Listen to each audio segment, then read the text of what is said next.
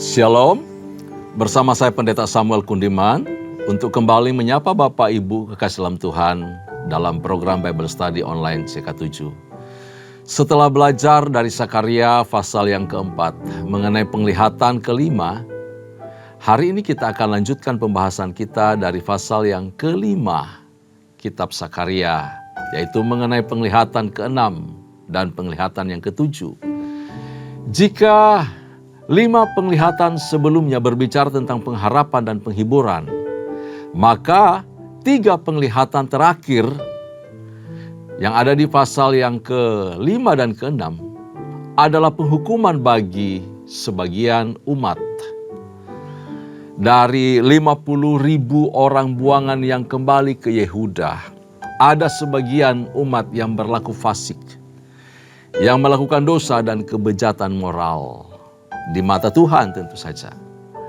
Nah, untuk tahu dan mengerti lebih dalam lagi dari pasal yang kelima ini, mari saya ajak kita siapkan hati kita, datang kepada Tuhan. Kita mengucap syukur, kita puji Allah kita sembah Dia Allah yang benar.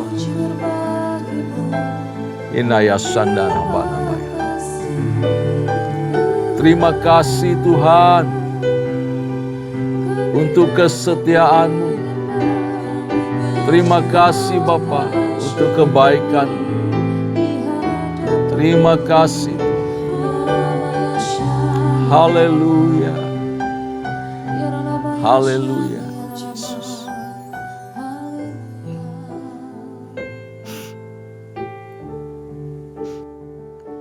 Si Tuhan sungguh mulia, tulus dan sempurna mengasihiku. Pengorbanan di Kalvari sungguh berharga, Kau tebus dosaku. Kasih Tuhan sungguh mulia, tulus dan sempurna mengasihiku. Pengorbanan di Kalvari sungguh berharga, Kau tebus dosaku. Terpujilah Tuhan Yesus, ditinggikan di atas pujian. Dari dalam lubuk hatiku, ku sujud dan berterima kasih. Terpujilah Tuhan Yesus, ditinggikan di atas pujian. Dari dalam lubuk hatiku, ku sujud dan berterima kasih. Terpujilah Tuhan Yesus, ditinggikan di atas pujian. Dari dalam lubuk hatiku, ku sujud dan berterima kasih.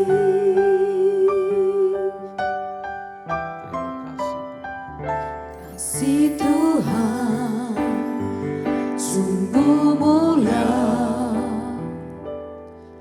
tulus dan sempurna mengasihiku. Pengorbanan di Kalvari sungguh berharga, Kau tebus dosaku. Kasih Tuhan sungguh mulia,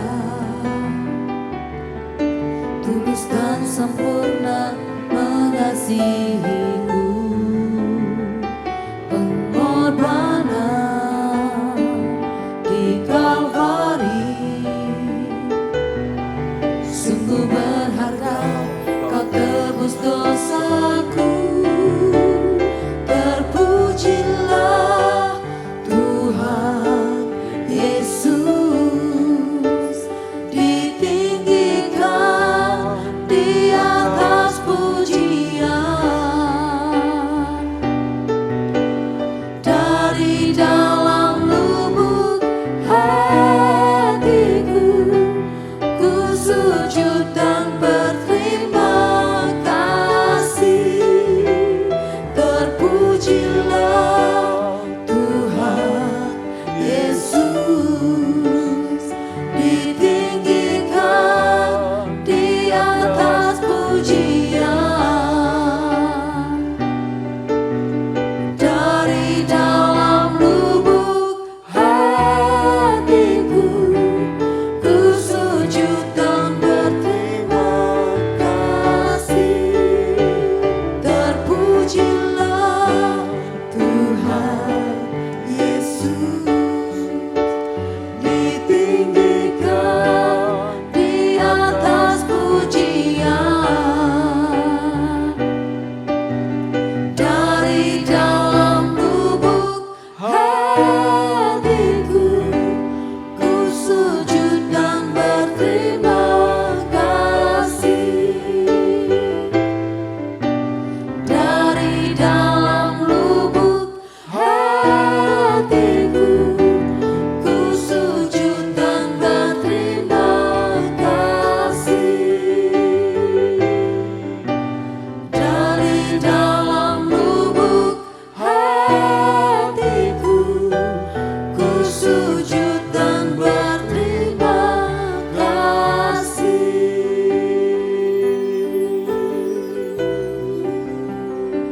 Terima kasih, kami sujud, terima kasih. Kasih bagi kami, untuk kasih setiamu Tuhan. Syukur bagi-Mu, syukur bagi-Mu. Terima kasih. Betapa berharganya.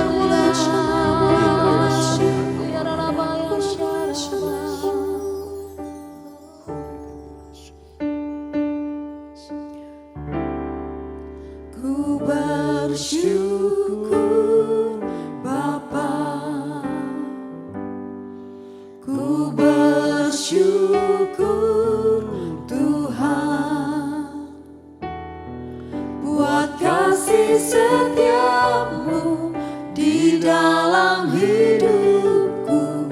Ku bersyukur,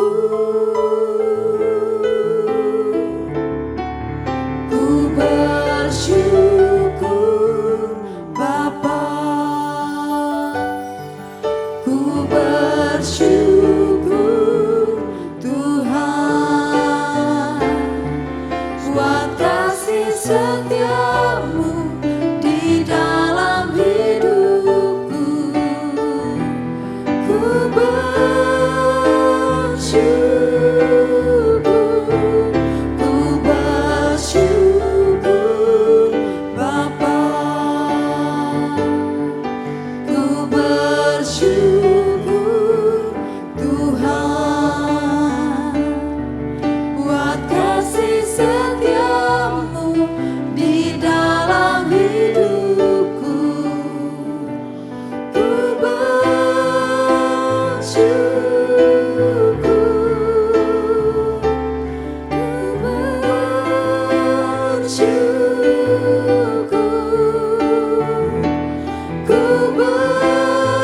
bersyukur Tuhan.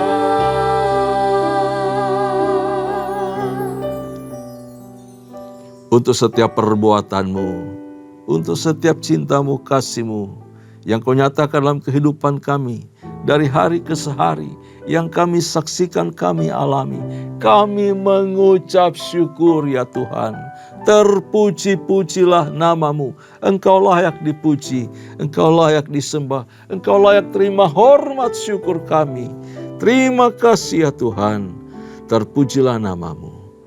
Bapa, dalam kesempatan ini kami belajar firman-Mu, membaca, merenungkan. Engkau bekerja di tengah-tengah kami, memberi kami pengertian hikmat daripadamu. Untuk kami memahami maksud-maksud-Mu lewat firman ini. Terpuji namamu, urapi kami semua. Di dalam nama Yesus Kristus Tuhan, kami mengucap syukur, kami berdoa haleluya. Amin, amin. Nah Bapak Ibu kekasih dalam Tuhan, mari buka Alkitab kita bersama-sama dari kitab Zakharia pasalnya yang kelima. Di buku Alkitab saya halaman 1018. Saya akan pandu kita untuk membaca perikop pertama dari pasal yang kelima mengenai penglihatan keenam, gulungan kitab yang terbang. Aku melayangkan mataku pula, maka aku melihat tampak sebuah gulungan kitab yang terbang. Berkatalah ia kepadaku, apa yang engkau lihat? Jawabku, aku melihat sebuah gulungan kitab yang terbang. Panjangnya 20 hasta dan lebarnya 10 hasta. Lalu ia berkata kepadaku, inilah sumpah serapa yang keluar menimpa seluruh negeri. Sebab menurut sumpah serapa itu, setiap pencuri di sini masih bebas dari hukuman. Dan setiap orang yang bersumpah palsu di sini juga masih bebas dari hukuman. Aku telah menyuruhnya keluar, demikianlah firman Tuhan semesta alam, supaya ia masuk ke dalam rumah pencuri dan ke dalam rumah orang yang bersumpah palsu demi namaku, dan supaya ia bermalam di dalam rumah mereka dan memusnahkannya, baik kayunya maupun batu-batunya. Ada gulungan kitab yang terbang, ya sama seperti penglihatan Nabi Yehezkiel juga. Bapak Islam Tuhan, dalam penglihatan ini kepada Nabi Zakharia diperlihatkan sebuah gulungan kitab yang terbang dengan panjang kurang lebih 9 meter. Satu hasta itu 45 cm. Dan lebar kurang lebih 4,5 meter, 4,5 meter. 20 kali 10 hasta. Dan isi gulungan itu adalah pernyataan tentang murka Allah. Berisi tentang daftar kutuk. Kutuk atau murka Allah yang adil terhadap orang-orang berdosa. Terutama yang mereka melakukan sumpah serapah. Karena mereka menghina keagungan Allah. Mereka melakukan sumpah palsu. Mereka mencuri atau melanggar hak milik sesamanya, bahkan juga mencuri milik Tuhan. Mencuri untuk kehormatan bagi diri mereka sendiri. Nah, ini merupakan keluhan yang umum di antara umat Israel yang hidup saat itu. Sudah menjadi keluhan umum bahwa itu dosa yang ada di tengah-tengah umat. Tetapi sayangnya mereka masih bebas dari hukuman. Dengan kata lain, para pemimpin atau pemerintah, para penguasa yang punya wewenang menjalankan keadilan tidak melakukan hukuman. Mereka membiarkan hal itu terjadi. Tidak ada sanksi kepada para pelaku sumpah serapah. Tidak ada hukuman yang berlaku bagi mereka yang melakukan sumpah palsu. Bagi mereka yang mencuri melanggar hak milik sesamanya. Mereka melakukan pelanggaran terhadap 10 hukum Tuhan. Mereka melanggar hukum-hukum Allah. Mencuri, bersaksi dusta, mengingini milik sesama, dan berbagai kejahatan yang lainnya. Karena itu Allah menyuruh hukuman itu keluar. Daftar kutuk itu keluar untuk menimpa para pencuri dan orang-orang yang bersumpah palsu yang setiap harinya mengeluarkan sumpah-sumpah serapah kepada sesamanya, bahkan kepada Tuhan, menghina Allah. Allah yang akan melakukan penegakan hukum yang adil dengan menyuruh kutuk itu menimpa mereka.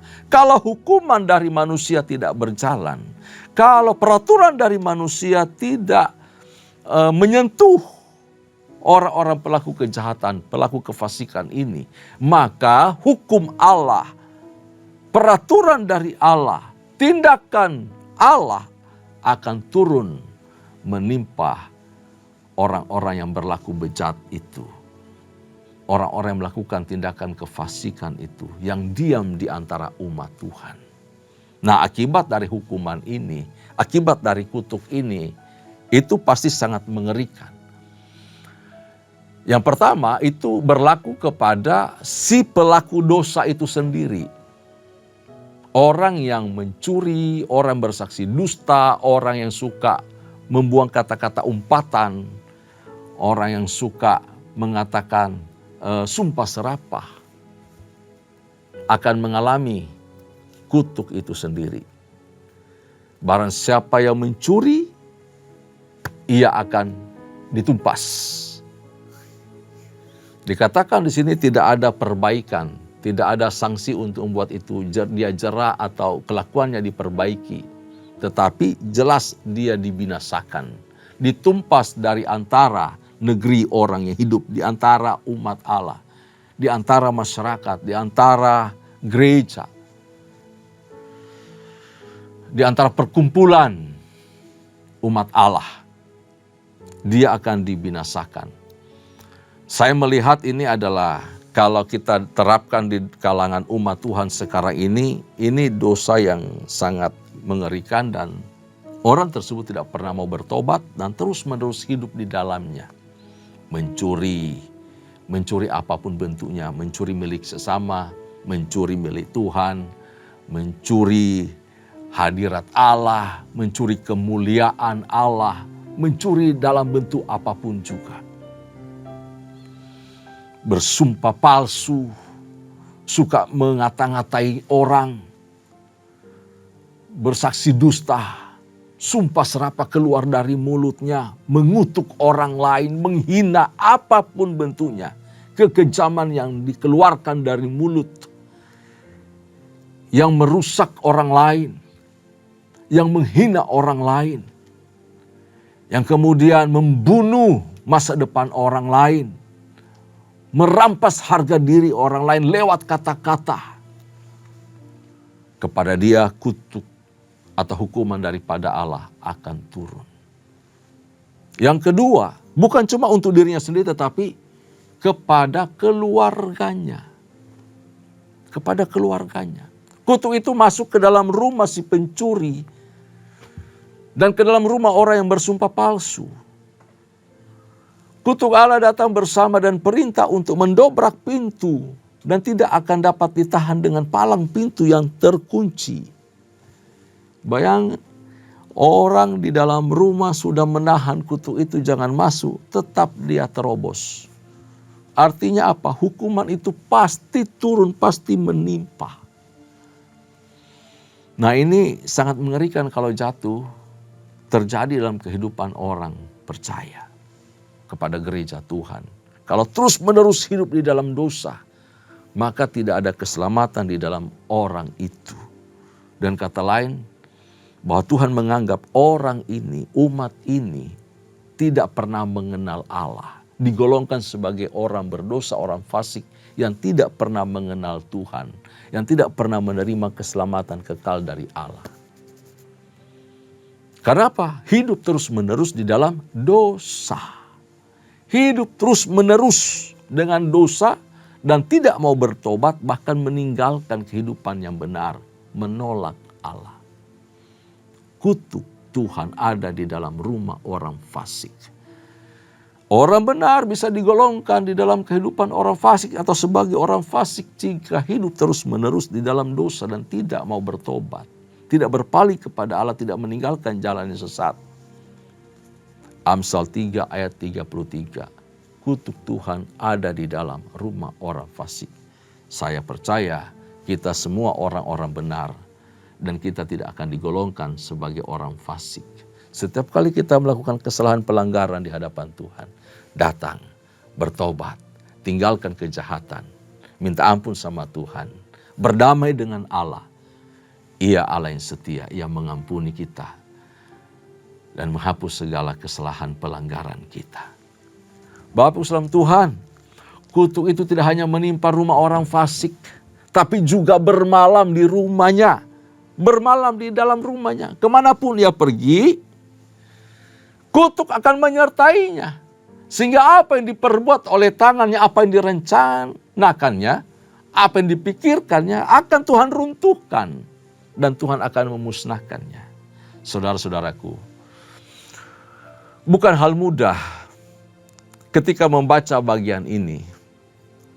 Bukan hal yang gampang, hal yang mudah untuk memahami dan menerapkan penglihatan dalam kitab Sakarya ini dalam kehidupan sehari-hari kita. Memahami, mengertinya pada zaman itu juga cukup berat, cukup sulit. Tetapi begini, bahwa inti dari penglihatan keenam ini adalah bahwa mari belajar untuk berhati-hatilah dengan perkataan kita, dengan mulut kita. Pakailah lidah kita semestinya untuk memuliakan Allah, meninggikan Tuhan, memuliakan sesama kita, menghargai, menghormati mereka, memperkatakan yang baik, yang benar.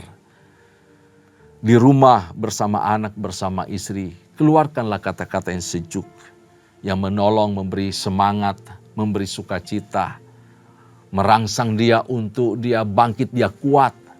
Kata-kata pujian, kata-kata ajaib yang keluar dari mulut kita. Kata-kata yang menghibur. Kata-kata yang membuat orang terpacu, terdorong untuk melakukan hal-hal yang baik, yang lebih benar lagi ke depannya.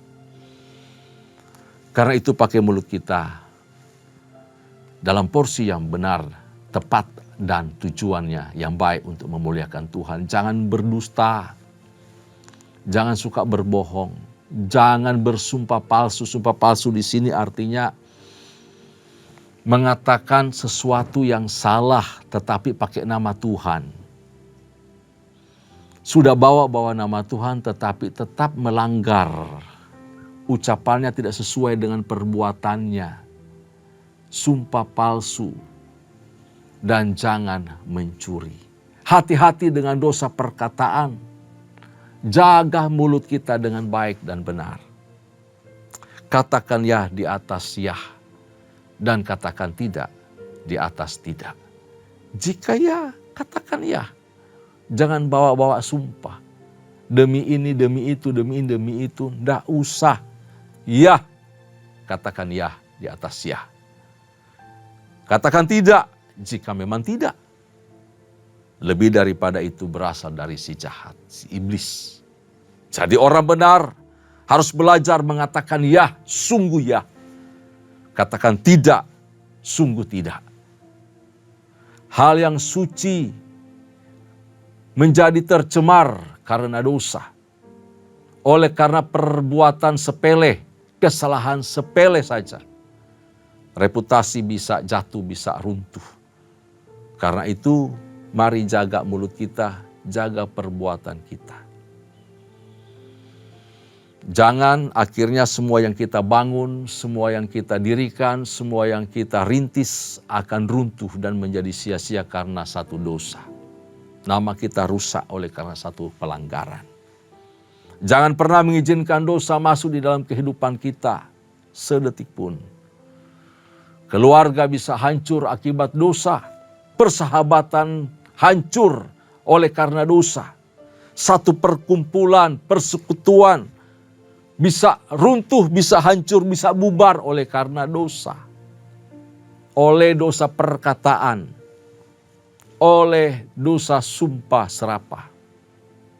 Bahkan satu bangsa bisa hancur, bisa runtuh akibat dosa. Kepercayaan yang dibangun bisa hilang oleh karena satu dusta, oleh satu perkataan yang rusak, oleh karena dosa. Nah, Bapak Ibu Saudara Tuhan, sementara Nabi merenungkan penglihatan keenam di perikop berikutnya, ya, di perikop berikutnya akan kita lihat bahwa sementara sang nabi merenungkan apa yang baru kita baca tadi, yaitu penglihatan ke-6, mengenai kekuatan kutuk yang memusnahkan rumah para pencuri dan sumpah palsu itu. Nah, selanjutnya yang terjadi adalah bahwa malaikat yang terus membuka matanya untuk memberi penglihatan, membuka mata nabi untuk memberi dia penglihatan-penglihatan yang baru, yang terus menerus berjalan sampai penglihatan yang ke-8 nantinya. Menyampaikan penglihatan ke-7, yaitu perempuan dalam gantang. Demikian bunyinya, tampillah malaikat yang berbicara dengan aku itu, katanya kepadaku, cobalah layangkan matamu dan lihatlah apa yang muncul itu. Lalu tanyaku, apa itu jawabnya? Yang muncul itu sebuah gantang. Lagi katanya, inilah kejahatan mereka di seluruh negeri. Lihat, tutup timah. Gantang itu telah terangkat dan seorang perempuan duduk di dalamnya. Kemudian berkatalah ia, itulah kefasikan. Lalu didorongnya lah perempuan itu kembali ke dalam gantang dan dibantingnyalah batu timah itu ke mulut gantang. Lalu aku melayangkan mataku dan aku melihat.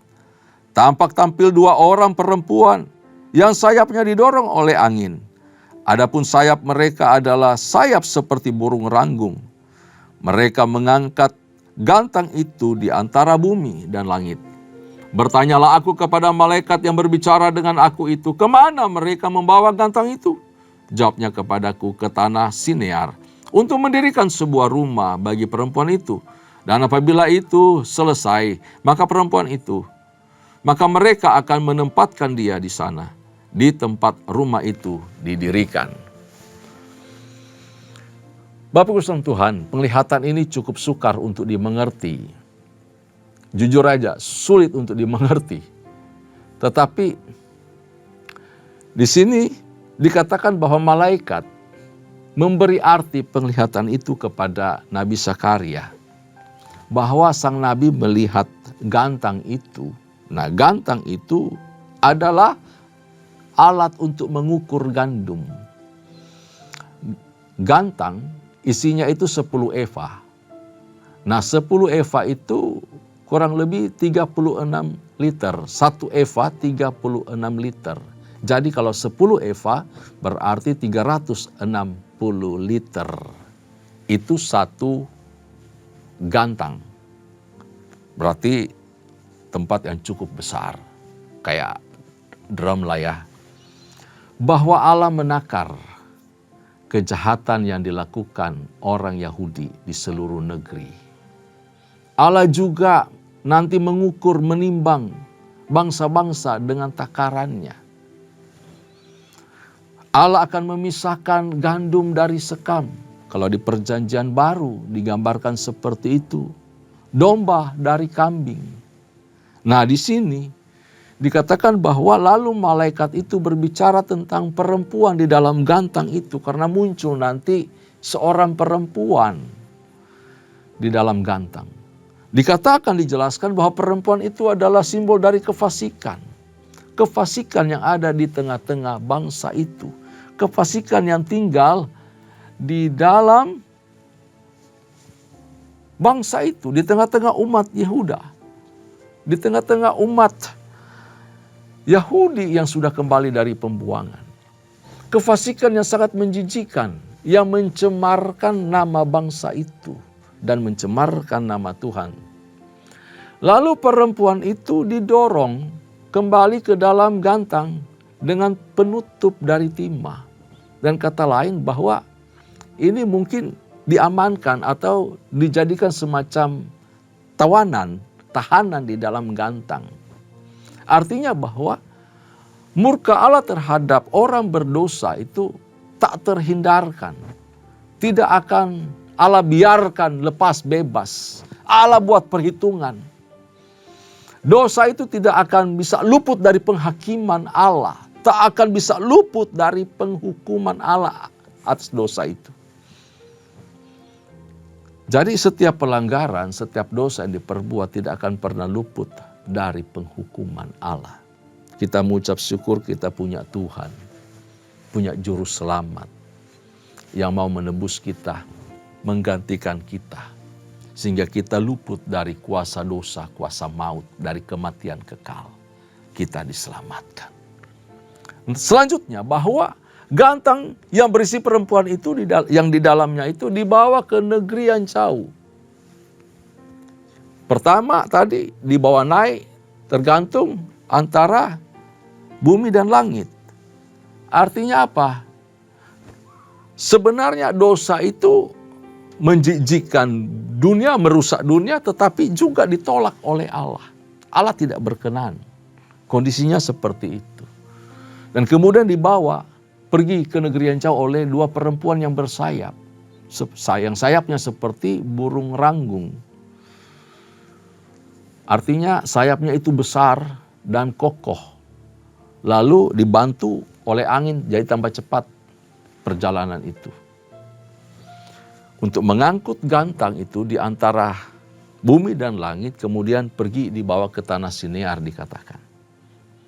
Bapak Islam Tuhan, di sana di negeri Sinear dibangun, didirikan rumah untuk ditempati oleh perempuan itu. Ini adalah gambaran hukuman ke atas orang fasik yang telah Tuhan siapkan dan akan Allah kerjakan. Lalu orang-orang fasik itu akan dibawa ke Babel, akan dibawa ke tanah Sinear. Ini Babel atau tanah Sinear melambangkan sistem dunia. Dunia yang penuh kefasikan, dunia yang dikuasai oleh iblis. Itu tanah Sinear, tanah Babel. Nanti ketemu juga di dalam kitab Wahyu. Simbol dari Babel itu apa? Dunia penuh kejahatan, amoralitas. Babel, kekacauan yang luar biasa. Simbol dari kacau balau, ketidakberesan, ketidakbenaran. Nah, Bapak Islam Tuhan, perempuan ditempatkan di sana dan tinggal di sana. Orang fasik akan dikumpulkan di sana. Kita jangan menjadi orang-orang yang nanti dikumpulkan untuk dibinasakan. Karena itu, mari belajar untuk tetap setia, tetap mengasihi Tuhan. Meninggalkan bentuk kefasikan, meninggalkan dosa. Segala bentuk kefasikan yang diam di antara umat itu. Yang tadi di penglihatan ke-6 dipertontonkan, disampaikan melalui penglihatan itu. Yaitu setiap sumpah serapah, kata-kata kotor, setiap janji palsu, sumpah palsu, setiap tindakan mencuri, menghina Allah, mencuri milik Tuhan, mencuri, merampas milik sesama. Jangan sampai kita lakukan dan tinggal di dalam kebiasaan yang buruk itu. Nah, apa aplikasinya buat kita? Melalui pasal yang kelima dari kitab Sakarya ini. Kita belajar yang pertama bahwa walaupun Allah penuh kemurahan hati, panjang sabar, di dalam memperhatikan melihat keadaan kita, mengasihi kita dengan setianya. Tetapi suatu hari anugerah itu akan berakhir. Suatu hari anugerah akan berhenti.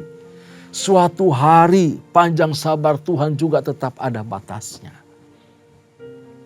Maka semua dosa dan semua kefasikan harus disingkirkan dari hidup kita, dari gereja Tuhan, dari kehidupan umat Allah.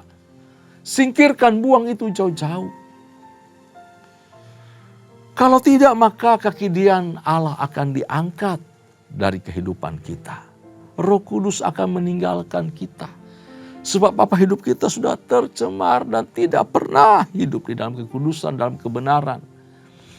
Kita sudah mencemarkan bait Allah dan hidup di dalamnya. Kita digolongkan sebagai orang-orang yang tidak percaya dan tidak pernah mengenal Allah. Roh Kudus tidak diam di dalam kehidupan yang seperti itu. Dia akan diangkat dari kehidupan kita jika kita tetap tinggal di dalam dosa. Bangga dengan dosa. Terus-menerus mempraktikkan dosa. Sebab itu moralitas orang percaya harus terus dimurnikan. Kita terus membenahi diri. Kesalahan apapun kecilnya, dosa sekecil apapun. Jangan anggap remeh, jangan anggap enteng. Tidak ada dosa yang berkenan di hadapan Allah. Tidak ada satu dosa kecil yang tidak membuat kita akan masuk dalam kebinasaan. Semua akan diperhitungkan oleh Allah. Betapa pentingnya hari pas hari kita mengkoreksi diri, memperbaiki diri, memurnikan hidup. Minta Tuhan terus selidiki hati kita, batin kita, supaya kita terus berkenan di hadapan Tuhan.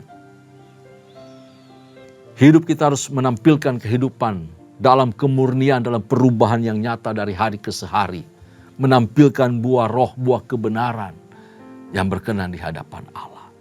Hasil dari suatu proses pembentukan karakter ketika kita diam tinggal di hadirat Allah dari waktu ke waktu. Yang kedua, jangan sia-siakan anugerah yang telah Tuhan berikan kepada kita. Karya salibnya, pengorbanannya menjadikan hidup kita betapa berharga, betapa mulia. Jangan anggap sepi kasih karunia Allah. Jangan anggap remeh pengorbanan Kristus. Kita harus penuh penghormatan, menghargai apa yang dikerjakan oleh Allah bagi kita. Dengan cara hidup dalam kekudusan, hidup benar, hidup sesuai firman. Jangan menyimpang dari kebenaran firman. Kita harus mengerjakan keselamatan yang telah kita terima dengan takut dan gentar di hadapan Allah. Supaya kelak nanti kita bersama-sama tinggal dengan Dia untuk selama-lamanya. Amin.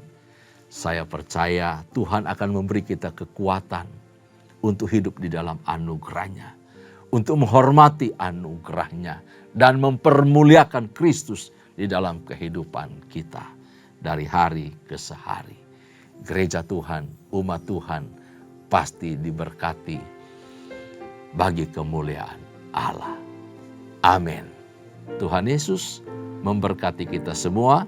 Inilah isi dari Sakaria pasal yang kelima. Tundukkan kepala, kita berdoa. Terima kasih ya Tuhan. Hari ini Engkau mengajar kami kembali untuk menjaga mulut kami. Menjaga kata-kata yang keluar dari mulut kami. Menjaga pikiran kami, menjaga hati kami. Kiranya apa yang kami perkatakan membangkitkan hidup orang. Menggairahkan orang untuk hidup maju di dalam Tuhan. Menolong orang untuk bersuka cita, bergembira dan memuliakan Allah. Kiranya kata-kata kami membangkitkan semangat yang telah lemah, yang telah jatuh. Mengokohkan lutut yang telah goyah. Terima kasih Bapa.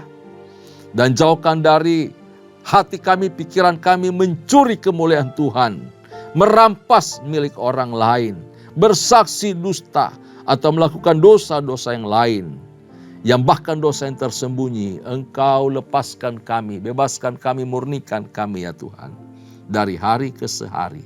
Kami mengucap syukur Roh Kudus-Mu tinggal dalam kehidupan kami. Mengingatkan kami, menasihati kami, menegur kami. Dan membawa kami pulang kembali ke hadirat Allah. Kami mengucap syukur, berkati umat-Mu di dalam nama Yesus Tuhan. Kekasih-kekasih Tuhan, sebelum kita berpisah, mari arahkan hatimu di hadapan Allah. Terimalah anugerah serta berkat yang melimpah dari Allah Bapa, kasih sayang di dalam Kristus Yesus Tuhan, serta persekutuan yang manis dengan Allah Roh Kudus, menyertai kita mulai hari ini sampai parusia.